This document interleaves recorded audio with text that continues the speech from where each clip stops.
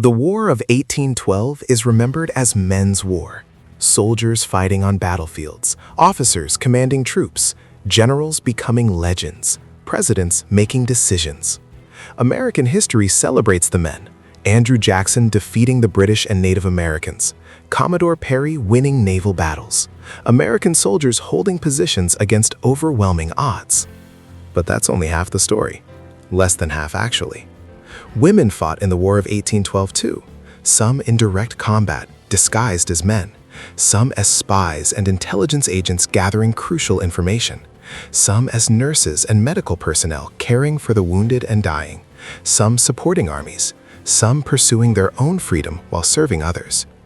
Their stories have been buried, forgotten, erased from official histories, excluded from textbooks, left out of the narratives we tell about the war. This is the final story of the War of 1812 series, and it's the most important story we haven't told yet. The story of the women nobody remembers. These are the hidden heroes, the forgotten soldiers, the invisible workers, the brave women who deserve to be remembered. At least 3 well-documented cases of women who disguised themselves as men and served as soldiers during the War of 1812 and its surrounding conflicts are known to history. But historians believe there were likely many more, women who were never discovered, whose stories never came to light. The most famous case is Lucy Brewer. Lucy Brewer was born in Plymouth, Massachusetts in 1792. She grew up in poverty. At age 21 in 1813, she made a remarkable decision. She would disguise herself as a man and serve in the United States Navy. Lucy cut her hair short. She bound her breasts tightly with cloth. She changed her voice. She walked differently. She lived completely as a man among men. She enlisted in the Navy using the name George Baker. She served on the USS Constitution, one of the most famous American warships of the era. "I decided to serve my country. The Navy needed sailors. I could be a sailor. I bound my breasts tightly. I cut my hair. I lived as George Baker among the crew. No one suspected. I worked as hard as any man. I fought as bravely as any man. I just did it while hiding who I was." Lucy served for 3 years aboard the USS Constitution. She participated in naval combat. She nearly died from wounds received in battle. She was eventually discovered. Some accounts say through injury requiring medical examination. Other accounts are unclear. When her identity was revealed, reaction was mixed. Some condemned her. Some celebrated her bravery. Eventually, she was discharged from the Navy. After the war, Lucy's story became public. She became something of a celebrity, the woman who had served secretly in the Navy. But there was another case that's equally remarkable: Deborah Sampson. Though Deborah served primarily during the Revolutionary War, before the War of 1812, her story is relevant because her service influenced how women saw military possibility. Deborah Sampson disguised herself as a man and served in the Continental Army during the American Revolution. She fought in battles. She was wounded multiple times. She nearly died from illness, but recovered. When her identity was eventually discovered, she was discharged, but her story survived. By the time of the War of 1812, women like Lucy Brewer knew about Deborah Sampson, knew that it was possible, knew that women could do it. There was also a woman from New York whose name has largely been lost to history. She was from New York. She disguised herself as a man and served in the Army of the Niagara. She fought at multiple battles. She marched with her regiment. She slept in the same tents as men. She kept her secret. No official account confirms her identity, but local histories and family accounts suggest she existed. Why did women risk everything to serve? Some wanted to be close to husbands or brothers in the army. Some believed fiercely in the cause of American independence. Some wanted adventure, a life different from the limited options available to women. Some needed to escape abusive home situations. Some were fleeing social judgment. Some simply wanted to fight.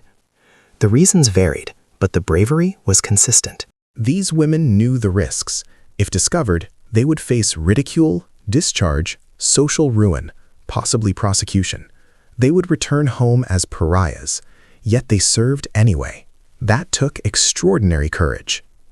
While men fought battles on the front lines, women fought a different kind of war: intelligence warfare. Women could move across military lines more easily than men. Military officers often underestimated women. Women could access places men couldn't. Women could gather information without arousing the same suspicion. Both American and British forces recognized this advantage and employed women as spies. The most documented case is Anne Bailey. Anne Bailey was a white woman who had married a frontier trader and lived among Cherokee and other Native American tribes. She had spent years in tribal communities. She understood Native American languages, customs, and military capabilities. During the War of 1812, Anne Bailey provided intelligence to American military commanders. Anne Bailey's knowledge of Indian movements, tribal positions, and military planning was invaluable. Because she could move freely among the tribes, because she was trusted by them, she could gather intelligence that no male officer could obtain. Her reports were accurate and crucial to our operations. Anne Bailey wasn't the only female spy. Throughout the war, women gathered intelligence. Women moved between American and British lines, listening to conversations, observing troop movements, reporting back. Women crossed into Canadian territory to gather intelligence about British military preparations. Women served as couriers, carrying intelligence reports between military posts. Some were caught and punished. Some were celebrated privately, never publicly. Some remained unknown. Women spies risked their lives daily. If caught, they could be executed as spies. If discovered to be women spies, they faced sexual violence and brutal treatment. Yet they volunteered. They risked everything. One remarkable account describes a woman who operated between American and British lines, changing her allegiances depending on which side offered better intelligence opportunities. She played both sides, providing information to whichever force would pay her. Whether you call her a spy or a mercenary, her intelligence work affected military decisions. Her information contributed to battles and campaigns. Her name has been lost, her complete story unknown, but her impact was real. The War of 1812 was as much a war of disease as combat, perhaps more so. For every soldier who died from wounds received in battle, 3 to 5 soldiers died from disease: dysentery, typhus, yellow fever, malaria, pneumonia, influenza, cholera. Disease ravaged armies. Camps became disease vectors. Young, healthy men died from sickness weeks after surviving battles. Medical care was primitive by modern standards. Antibiotics didn't exist. Germ theory was barely understood. Surgeons amputated limbs to prevent infection. Pain management was minimal. Infection nearly always meant death. But what care existed was often provided by women. Women served as nurses in hospital facilities. Women served as medical assistants. Women cared for the dying. Women cleaned wounds that would become gangrenous. Women held the hands of men as they died. I worked in the hospital at Fort Niagara. The conditions were terrible. Wounded men arrived constantly. Disease spread rapidly.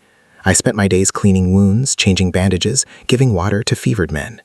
I spent my nights with dying men. Many I knew from before, many I had cared for. I would sit with them, hold their hand, listen to them talk about home, about family, about their fear. I watched them die. I closed their eyes. I helped prepare their bodies for burial. Sometimes I was the last person to touch them, to care for them, to see them as human beings rather than just cases. The men called me an angel. I didn't feel like an angel. I felt like I was barely holding back an ocean of suffering. Women who served as camp followers, women who followed armies to cook, do laundry, care for supplies, provide informal medical care, also contributed enormously to keeping soldiers alive and functional. These women cooked meals for soldiers, often keeping men alive through nutrition when food supplies were inadequate, did laundry, preventing disease spread through cleanliness, gathered and prepared medicinal herbs, delivered babies. Women sometimes gave birth in army camps, treated wounds informally, nursed the sick in field conditions. These women worked from dawn until long after dark. They cooked over fires. They washed clothes in rivers. They gathered plants for medicines. Their work wasn't glamorous. It wasn't mentioned in official histories. But without them, the army would have collapsed. Soldiers would have starved. Disease would have killed even more. These women held the army together. One particularly remarkable woman was Elizabeth Bacon, who served as a nurse during the war. She worked in multiple hospitals and camps. She treated thousands of soldiers. Her journal, recovered decades later, documents her experience. July 15, 1814. Today, 40 new patients arrived. Most have dysentery. The hospital is overflowing. I do not think we can save many of them. August 2nd, 1814. Young Thomas, who I have cared for 3 weeks, died this morning. He was only 17. I held his hand while he died. September 10th, 1814. The war drags on. More wounded arrive, more disease spreads. I wonder when this will end. I wonder how many more men I will watch die. October 3rd, 1814. I have been a nurse for 2 years now. I have seen things no woman should see. I have lost count of how many men have died under my care, but I will continue. This is my service. This is how I fight. Dolley Madison's story at the burning of Washington is well known. We celebrate her for saving important documents and George Washington's portrait. But her role throughout the War of 1812 was much larger. Dolley wasn't just a first lady hosting dinners. She was a political operator, a strategist, an advisor to the president. Before the War of 1812, Dolley Madison had already established herself as a skilled hostess and social operator. She understood Washington society. She understood how to influence people. When the War of 1812 began, Dolley became more than a hostess. She became a strategic advisor. Dolley Madison was not merely decorative as First Lady. She was politically active. She influenced President Madison's decisions. She met with members of Congress. She gathered intelligence. She shaped policy through her influence over the president and her connections to powerful men. When the British were threatening Washington, when panic spread through the government, it was Dolley who remained calm. Dolley who made decisions. Dolley who protected important documents and symbols. But even more importantly, throughout the war, Dolley gathered intelligence about British movements and intentions, influenced Congress members to support war efforts, advised President Madison on military strategy, maintained morale in Washington through her confidence and presence, lobbied wealthy Americans to support war funding. I have been much engaged in efforts to support the war. I speak to Congress members about the necessity of funding. I share information I have gathered with the president. I work to maintain the public's confidence in our government and our ability to prevail. When President Madison was weak or indecisive about military strategy, Dolley sometimes pushed him toward action. When he was away from Washington, she made decisions. She represented the government to the public. Without Dolley Madison's political participation, her influence, her intelligence gathering, her strategic thinking, the American government's war effort would have been significantly weaker. Yet, Dolley Madison is remembered primarily for saving George Washington's portrait. That's a tragedy of historical erasure, a brilliant political woman reduced to a symbol of domestic preservation. The War of 1812 created a uniquely complicated situation for enslaved people, particularly enslaved women. Both the American government and the British government made offers to enslaved people. Serve us militarily, and we will grant you freedom. For enslaved people, the War of 1812 became an opportunity, a dangerous, uncertain opportunity, to fight for their own liberation while participating in military conflict. Enslaved women served in multiple ways. Some joined British forces during the Chesapeake Campaign, hoping that British victory would result in their freedom. Some worked for American forces as laborers, nurses, cooks, support personnel. Some used the chaos of war to escape slavery and flee north or to foreign territories. Some negotiated with both sides, playing them against each other to gain leverage. One documented case describes enslaved women who served with British forces during the Chesapeake Campaign. They came to us and said if we served Britain, we would be free. My husband and I decided to serve. We worked for the British Army. My husband served as a soldier. I served as a support worker, cooking and nursing. The war went on for years. We believed that when Britain won, we would be freed. We risked everything for that possibility. But then the war ended. The Treaty of Ghent was signed, and Britain made a deal with America. They returned the enslaved people they had promised freedom to. They betrayed us.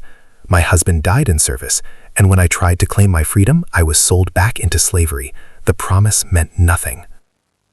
This pattern repeated. Enslaved people served with British forces, believed they would gain freedom, and were then abandoned or sold back into slavery. Other enslaved women served with American forces, hoping for freedom from America. Some achieved freedom, many did not. The intersection of race, gender, and war created extraordinarily complicated situations for enslaved women. They were fighting for their own freedom while supporting military efforts, offering their labor and sometimes their lives for promises of freedom, betrayed when those promises were broken, facing enslavement, poverty, and social abandonment if they survived. Enslaved women during the War of 1812 showed remarkable agency. They made strategic decisions about which side to serve. They negotiated for freedom. They used war chaos to attempt escape. Their resistance, their fight for their own freedom, was crucial and courageous. Some enslaved women did achieve freedom through the War of 1812. Some escaped to Canada. Some obtained official freedom papers. Some simply disappeared into new lives in new places. But many remained enslaved. The promises were empty. The freedom was denied. Their sacrifice was not rewarded. Why did we forget the women of the War of 1812? The simplest answer: history is written by the victors, and the victors are usually men. Military history in particular is written by male military officers, generals, commanders, men who documented their own achievements and minimized others' contributions. Women's contributions to the War of 1812 didn't fit the narrative of victorious military might that people wanted to celebrate. Women who served as soldiers were hidden. Their service was denied or minimized. The official military records simply didn't acknowledge them, or acknowledged them only as exceptions and curiosities. Women who served as spies were unofficial. They weren't paid military salaries. They weren't given official ranks or recognition, so they didn't appear in official records. Women who worked as nurses were often not recorded by name. They were listed as nurses or hospital workers without individual identity. Camp followers, women who did the hard labor that kept armies functioning, weren't even counted as contributors. They were considered incidental to military operations. So these women disappeared from history, their stories lost, their contributions forgotten. Future generations didn't know they had existed or what they had done. The women of the War of 1812 did crucial work, but because they did it outside official military structures, because they were hidden, because their work didn't match what people thought of as military service, their stories were erased. We are now trying to recover them, to piece together fragments of evidence, to honor their contributions, to acknowledge that the War of 1812 was built as much on women's labor and courage as on men's. In recent decades, historians have begun recovering the stories of women who participated in the War of 1812. Academic historians have written about Lucy Brewer, Anne Bailey, and other named women. They've conducted research to understand women's roles. Museums and historical sites have added exhibits about women's contributions. Native American communities have preserved oral histories about women who participated in their military efforts. Family histories have been recovered. Letters, diaries, oral accounts passed down through families, remembering women whose official records didn't exist. But even with this recovery effort, most Americans don't know these stories. Most American school children don't learn that women served as soldiers in the War of 1812. They don't learn about female spies. They don't learn about nurses caring for the dying. The women of the War of 1812 remain largely forgotten in popular consciousness. Their stories matter, not just historically, but for what they tell us about human courage and agency. These women made choices, they took risks, they did important work, and they deserve to be remembered. When we remember the women of the War of 1812, we're not just recovering historical facts, we're asserting that women's contributions matter, that women's courage matters, that women's sacrifice matters. Today, women serve openly in American military forces. They are pilots, they are soldiers, they are commanders, they are leaders. That's possible partly because women like Lucy Brewer, Anne Bailey, Dolley Madison, and countless unnamed women risked everything in the War of 1812 and before. Their fight wasn't just for America. It was for the right of women to serve, to be recognized, to have agency and power. That legacy continues today. The War of 1812 is called the Forgotten War. It was forgotten in popular memory for generations. It was rarely taught in schools. It was minimized as essentially a draw with no clear victor. But the War of 1812 was extraordinarily important. It shaped America. It created American confidence. It enabled westward expansion. It created naval power. It transformed democracy. Within the forgotten war, there were forgotten heroes. The stories we've told across this series. Ordinary soldiers who endured battles and disease. Officers who led desperate defenses. Generals who became legends. Native American leaders like Tecumseh who fought to preserve their nations. British commanders who tried to defeat American expansion. Enslaved people who fought for their own freedom. And women, fighting disguised as men, spying, nursing, cooking, supporting, strategizing. All of these stories were forgotten. All of them matter. The War of 1812 created modern America. The America we know today was built by these forgotten people.